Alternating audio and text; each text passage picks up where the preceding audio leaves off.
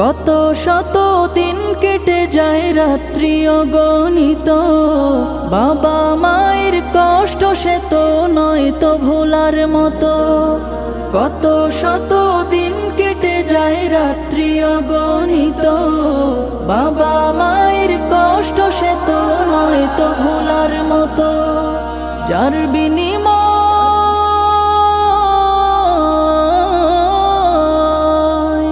যার বিনিময় কণ্ঠে ফোটে পাক হরফের গান, যাদের বুকের মানিক হলো হাফেজে কুরআন, হাফেজে কুরআন, হাফেজে কুরআন।